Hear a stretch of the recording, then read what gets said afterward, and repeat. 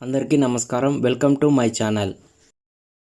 ముందుగా ఈ ఛానల్ని ఎవరైతే సబ్స్క్రైబ్ చేశారో వారికి పేరు పేరున ధన్యవాదాలు తెలియజేసుకుంటున్నాను. ఎందుకంటే చాలా తక్కువ సమయంలో 400 సబ్స్క్రైబర్లను రీచ్ కావడం అంటే అది చిన్న విషయం కాదు. ఇదంతా మీ యొక్క సపోర్ట్ వల్లే. అందరికీ మరొకసారి ధన్యవాదాలు తెలియజేసుకుంటున్నాను. ఈ వీడియోలో కడప జిల్లా నందుగల పుష్పగిరి గ్రామంలో ఉన్న ఆలయాల సముదాయాల గురించి నేను మీకు వివరిస్తాను. ముందుగా మనం ఈ పుష్పగిరి గ్రామంనకు వెళ్ళాలి అంటే మనకు రోడ్డు మార్గం ఇదే అండి. ఇక్కడ వచ్చేసి శివాలపల్లి అలానే ఇంకా కొన్ని గ్రామాలు దాటుకొని వెళ్ళాక పుష్పగిరి గ్రామం మనకు వస్తుంది. అక్కడ శ్రీ వైద్యనాథ స్వామివారు అలానే శ్రీ కామాక్షి అమ్మవారు అలానే శ్రీచక్రము కలిగి ఉన్న దేవాలయాలు ఇక్కడ మనకు ఉన్నాయి. మీకు ఇందాక ఒక సైన్ బోర్డు కనిపించింది, అక్కడ శ్రీ వైద్యనాథ స్వామివారి ఆలయంనకు దారని ఉంది. ఇక్కడ మనకు కనిపించే దేవాలయం కాశీ విశ్వనాథుడు స్వామివారి దేవాలయం. ఇది శివాలపల్లి నందు కలదు. ఈ ఆలయం కూడా చాలా పురాతనమైన ఆలయము. ఈ పుష్పగిరి ఆలయాలు అన్నీ కూడా భారతీయ పురాతత్వ శాఖ ఈ ఆలయ సమూహాలన్నిటినీ ఆ శాఖ కిందికి తీసుకున్నాయి. సో ఇక్కడ ఎవరైనా ఈ ఆలయంలను ధ్వంసం చేయటం కానీ అలాంటివి చేస్తే కఠిన చర్యలు ఉంటాయి. మనం ఇప్పుడు చూస్తున్నది శ్రీ కాశీ విశ్వనాథ స్వామివారి ఆలయము. ఈ ఆలయము చాలా పురాతనమైన ఆలయము. పుష్పగిరి ఆలయముల సముదాయం ఆంధ్రప్రదేశ్లోని కడప జిల్లా చెన్నూరు మండలంలోని పుష్పగిరి గ్రామం నందు ఈ ఆలయముల సముదాయం కలదు. ఇక్కడ అనేక శైవ వైష్ణవ ఆలయముల సముదాయం ఇక్కడ మనకు ఉంది. అసలు పుష్పగిరి అనే పేరు ఈ గ్రామానికి ఎలా వచ్చింది? పురాణాలలో ఈ గ్రామంనకు ఏదైనా గాథ ఉందా? ఇప్పుడు మనం తెలుసుకుందాం. పుష్పగిరికి ఈ పేరు రావటంలో పురాణంలో ఒక గాథ ఉందని అంటుంటారు. కశ్యప మహర్షికి ఇరువురు భార్యలు, వినత, కద్రువ. వినత, కద్రువ ఇరువురు గర్భము దాల్చి ఉండగా ఒకనాడు వినత కద్రువతో ఆడిన ఆటలో ఓడి కద్రువ సంతతి అయిన సర్పములకు ధ్యాసము చేయుటకు అంగీకరించును. తదుపరి వినత వైనతేనుడైన గరుత్మంతునికి జన్మనివ్వగా గరుత్మంతుడు ఒకనాడు తన తల్లిని గూర్చి తమ ధ్యాసమునకు కారణమునకు అడిగెను. దానికి ఆమె ఇచ్చిన సమాధానమును విన్న గరుత్మంతుడు కద్రువను చేరి తమ్మిరువును ధ్యాస విముక్తులను గావింపమని ప్రార్థించగా కద్రువ తనకు తన బిడ్డలకు అమృతమును స్వర్గము నుండి తెచ్చి ధ్యాసము తొలగునని తెలిపెను. దానికి సమ్మతించిన గరుత్మంతుడు దేవేంద్రునితో విరోధించి అమృత భాండమును స్వర్గము నుండి తెప్పించి ఆ పాత్ర నుండి ఒలికిన 2 అమృత బిందువులు ఈ ప్రదేశంలోని ఒక సరస్సులో జారిపడెను. తన్నిమిత్తముగా ఆ సరోవరం నందు స్నానమాచరించిన వారు నిత్య యవ్వనులై జరా మృత్యుభయము లేక ఉండిరి. ఈ విషయమును గమనించిన దేవతలు మానవులు మృత్యుహీనులగుదురని సృష్టి క్రమమును విరోధించునని భావించి శ్రీ మహావిష్ణువును శరణు వేడగా విష్ణువు గరుత్మంతునికి ఆ సరోవరమునకు ఒక పర్వత భాగముతో కప్పివేయమని ఆజ్ఞాపించెను. కానీ అమృత బిందు మహత్యము వలన ఆ పర్వతము భాగము సరోవరము నందు పుష్పము వలె తేలియాడెను. ఆనాటి నుండి ఈ ప్రదేశానికి పుష్పగిరి అని నామము స్థారకమాయనని లోకోక్తి. ఈ విచిత్రమును గమనించిన దేవతలు మరలా మహావిష్ణువును శరణు కోరగా బ్రహ్మ విష్ణు మహేశ్వరులు తమ పాదములతో ఆ పర్వతమును అణిచివేసిరి. ఈనాటికి పుష్పగిరి గ్రామ సమీపమునందు విష్ణుపాదము, రుద్రపాదము అను నామములతో వారి పాదముద్రలు ఉన్నాయని చెప్తుంటారు. భౌగోళికంగా పుష్పగిరి ఆలయ సముదాయం సముద్ర మట్టానికి సుమారు 380 మీటర్ల ఎత్తులో ఉంది. ఈ ఆలయ సముదాయము ఇంచుమించు 7.5 చదరపు కిలోమీటర్ల విస్తీర్ణంలో వ్యాపించి ఉంది. పక్కనే ఉన్న పెన్నా నది మూలంగా సంవత్సరం పర్యంతము వరిచేలతో ఇక్కడి పొలాలు కలకలలాడుతుంటాయి. కడప జిల్లాలోని కొన్ని ప్రాంతాలలో నీటి ఎద్దడి ఉన్నా కూడా ఇక్కడ మాత్రం భూగర్భ జలాలు పుష్కలంగా ఉంటాయి. ఋతుపవనాల కాలంలో వర్షాల తర్వాత మామూలుగా ఎక్కువగా ఉన్న ఉష్ణోగ్రతలు చల్లబడతాయి. పినాకిని నదితో ఇక్కడ 4 ఉపనదులు సంగమించడం వల్ల ఈ ప్రదేశమును పంచనదీ సంగమం అని, పంచప్రయాగ అని పిలుస్తారు. పినాకిని నదితో కలిసే మిగిలిన 4 నదులు కుదుద్మది, బహుదా, మందాకిని, పాపాగ్ని, పినాకిని నది కర్ణాటక దేశంలోని నంది కొండలలో పుట్టి ఇక్కడ పెద్దగా పెరిగి చూపరులను ఆకట్టుకునేలా ఉంటుంది. పెన్నా పూర్వగామిని, కానీ ఈ ప్రదేశంలో కొద్దిగా దిశ మార్చుకొని దక్షిణాభిముఖంగా ప్రయాణించి పుష్పగిరి తర్వాతి శివాలిపల్లె అను గ్రామం వద్ద తిరిగి తూర్పుకు మళ్ళీ ప్రవహిస్తుంది.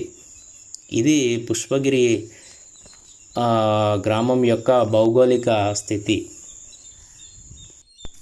ఇక ఈ ఆలయముల యొక్క చరిత్ర గురించి మనం ఇప్పుడు తెలుసుకున్నట్లయితే, పూర్వ రాజుల కాలం పుష్పగిరి ఆలయ సముదాయం గురించి అతి విలువైన చారిత్రక ఆధారాలకు చరిత్ర ఉంది. పుష్పగిరి గురించిన మొట్టమొదటి ప్రస్తావన స్కంద పురాణంలోని శ్రీశైల ఖండంలో ఉంది. అదేవిధంగా సత్యనాథుడు రాసిన రసరత్నకారములో కూడా పుష్పగిరి యొక్క ప్రస్తావన ఉంది. ఇక్ష్వాకుల రాజుల కాలంలో శాసనాలలో శ్రీశైల మల్లికార్జున జ్యోతిర్లింగ క్షేత్రంనకు దక్షిణ ద్వారంగా పుష్పగిరి వర్ణింపబడింది. పూర్వ చోళుల వంశానికి చెందిన కరికాల చోళుని శాసనంలో ఈ స్థలము అత్యంత పవిత్రమైనదిగా చెప్పబడింది. పుష్పగిరిలోని అనేక భవనములు, దేవస్థానములు చోళ చాళుక్య శిల్పకళా వైభవానికి అద్దం పట్టినట్టుగా ఉంటాయి. అదేవిధంగా తర్వాతి రాజులు చేసిన మార్పులు చేర్పుల మూలంగా వారి వారి శిల్ప వాస్తుకళా సంపదను చేర్చుకొనినాయి. పినాకిని నది గురించి ఇక్కడ ఒక ప్రస్తావన చేసి తీరాలి. కర్ణాటకలోని నంది కొండలలో వెలసి ఉన్న భోగనందీశ్వర స్వామి దేవస్థానము వద్ద 3 నదుల ఆవిర్భావం ఉన్నది. అందులో ఒకటి పినాకినిగా, మిగిలిన 2 అర్కావతి మరియు పాలారు. అర్కావతి, పాలారు క్రమంగా దేశ గర్భంలో కలిసిపోయిన పినాకిని ఒక్కటి దేశములన్నీ దాటి కడపకు ప్రవేశించింది.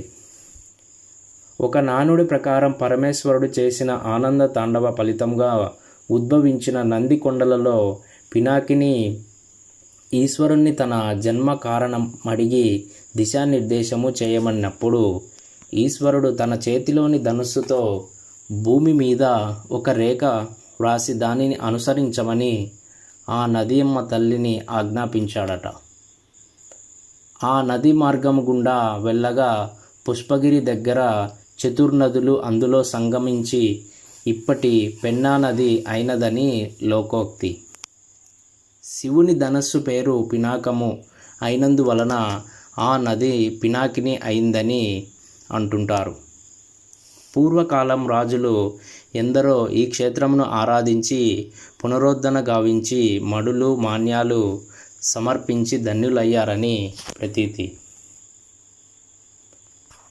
మధ్యయుగపు రాజులు మరియు పాలెగాళ్ళు ఈ యొక్క పుష్పగిరి క్షేత్రాన్ని ఎలా అభివృద్ధి చేశారో ఇప్పుడు మనం తెలుసుకుందాం. రాజులు, రాజ్యాలు చేతులు మారినా పుష్పగిరి ప్రభావం తగ్గలేదు. ఎందరో రాజులు, వారి పాలెగాళ్ళు ఇక్కడి వైద్యనాథ చెన్నకేశవ మూర్తులను ఆరాధించి సేవించి మనులు, మాన్యాలు సమర్పించారు. వైదుంబ వంశానికి చెందిన సోమదేవుడు ఈ క్షేత్రమును సేవించాడు. చోళుల నుండి రాజ్యాధికారమును స్వాధీనపరుచుకున్న పల్లవరాజు చిద్దన దేవరాజు ఈ క్షేత్రమునకు మాన్యములు సమర్పించినట్టు చారిత్రక ఆధారాలు లభ్యమవుతున్నాయి. కేశవంశపు యాదవ సింగన ఇక్కడి వైద్యనాథేశ్వరుణ్ణి పూజించారట. రాష్ట్రకూట చక్రవర్తి అయిన కృష్ణవల్లభుడు వైద్యనాథ లింగంనకు నిత్య పూజావసరమైన మాన్యములు సమర్పించినట్టు ఈ శాసనములు చెబుతున్నాయి. ఈ మేరకు ఒక రాతి శిలాఫలకము భారతీయ పురాతత్వ శాఖ కనుగొనబడింది. కాకతీయుల కాలం నాటి పాలెగాళ్ళు అయిన గంగయ్య సాహిని మరియు అంబదేవుడు ఇక్కడి దేవతామూర్తులను కొలవడమే కాక అత్యంత మనోహరమైన దేవస్థానములను తమ భార్యల కూతుళ్ళ పేరుతో నిర్మించి వాటికి మాన్యములు ఇచ్చి పోషించారట. విజయనగర సామ్రాజ్యపు పాలెగాళ్ళు అయిన మసునూరి నాయకులు ప్రస్తుత చెన్నకేశవ స్వామి దేవస్థానంను నిర్మించారట. పుష్పగిరిలో దొరికిన ఒక రాతి శాసనం మూలంగా ఒక తంత్రవేత్త అయిన అఘోరా శివాచార్యులు అను సాధువు చెన్నకేశవ స్వామి ముఖద్వారమును మూల గోపురమును నిర్మించాడని తెలుస్తోంది. ఇక ఇక్కడ అనుసరించిన సంస్కృతి గురించి మనం ఇప్పుడు తెలుసుకుందాం. తెలుగు జనబాహుల్యము చేత మాట్లాడబడు భాష. కానీ ఏటేటా జరిగే జాతరకు కర్ణాటక ఆంధ్రప్రదేశముల నుంచి విడివిగా జనులు ఇక్కడికి వస్తుంటారు. ప్రాచీన కాలం నుండి ఇక్కడ వివిధమైన సంస్కృతులు ఉన్నట్టు ఇక్కడి శిల్పాల ద్వారా మనకు తెలుస్తుంది. నేపాల దేశంలో బహుళ ప్రాచుర్యం ఉన్న వీరపాశుపతము ఇక్కడ కూడా పాటించినట్టు కొన్ని శిల్పముల ద్వారా బహిర్గతమవుతున్నది. పెన్నా నది ఒడ్డున ఉన్న శ్రీ వైద్యనాథేశ్వర స్వామి దేవస్థానంలోని నకులీషుని శిల్పము ఇక్కడ వీరపాశుపతము ప్రాచుర్యంలో ఉన్నదనడానికి సాక్ష్యముగా చెప్పవచ్చు. ఆ కాలంలో దేశ సంచారం చేయబడిన సాధువులు అఘోరాలు ఇక్కడ శాక్తేయ పద్ధతులను సాధన చేసేవారని చెప్తుంటారు. శ్రీ ఆదిశంకర భగవద్వాచార్యులు వారు దేశ సంచారం చేస్తూ ఈ ప్రదేశానికి వచ్చినప్పుడు ఇక్కడి వైద్యనాథ స్వామివారి దేవస్థానంలో కామాక్షి అమ్మవారి విగ్రహము ఎదుట శ్రీచక్రమును స్థాపించారు. ఆ దేవస్థానంనకు అనుబంధంగా ఒక మఠమును కూడా ఇక్కడ స్థాపించారు. బ్రిటిష్ కాలం నాటి కైఫియత్తుల ప్రకారం శ్రీశైల మల్లికార్జున భ్రమరాంబిక క్షేత్రం ఈ మఠము వ్యాప్తి కిందికి వస్తుందని ఆచార్యుల వారు నిర్దేశించినారని తెలుస్తుంది. ఎర్రగుడిపాడు గ్రామం నుండి చింతలపత్తూరు గ్రామం వరకు బయల్పడిన శాసనముల మూలంగా ఇక్కడ వివిధ వామాచర దక్షిణాచర పద్ధతులు అవలంబిస్తున్నారని తెలుస్తుంది. ఈ ఆలయ సముదాయాలలో వివిధ శైవ వైష్ణవ సంప్రదాయములకు చెందిన దేవస్థానములు ఉన్నాయి. శైవ వైష్ణవ విభేదాలు మిన్నంటున్న కాలంలో కూడా ఇక్కడ ఆ రెండు ఆచారాలను సామరస్యంగా ఉండటం విశేషం. దీనికి నలువైపులా కొండలు నదులతో కూడి ఉన్న కడప జిల్లా భౌగోళిక స్థితి కూడా ఒక కారణమని చెప్పవచ్చు. ఇక చివరిగా ఈ పుష్పగిరి ఆలయంలో నందుగల వాస్తు శిల్పకళల గురించి ఇప్పుడు మనం తెలుసుకుందాం. పుష్పగిరిలోని వాస్తు శిల్పకళా రీతులు ఇక్ష్వాకుల కాలం మొదలు విజయనగర సామ్రాజ్యపు రాజుల రీతుల వరకు ఉన్నాయి. చుట్టూ కొండలు నదులతో ఉన్న కడప జిల్లా భౌగోళిక పరిస్థితులు చాలా మటుకు ఇతర సామ్రాజ్యాలను నిలువరించగలిగాయి. దీని మూలాన స్థానిక పరిస్థితులు స్వతంత్ర చిన్న రాజ్యాలు దొరలకు వీలు కల్పించాయి. ఈ పరిస్థితులు బహుకాలము కొనసాగినాయి. ఇందువల్ల ఇక్కడి దేవస్థానంలో చాలా మటుకు ఇక్ష్వాకుల కాలం నుండి స్థానిక జమీందారుల కాలం వరకు శాసనాలు మనకు కనపడతాయి. ఉదాహరణకు ఇక్ష్వాకులు, పల్లవులు, చోళులు, చాళుక్యులు, రాష్ట్రకూటములు, వైదంబులు, కాయస్థుల, విజయనగర సామ్రాజ్యపు అవశేషాలు ఇంకా ఇక్కడి రాళ్లల్లో మనకి కనపడతాయి. వైద్యనాథ స్వామి దేవస్థానం ఒక అద్భుతమైన శిల్పకళా విశేషం.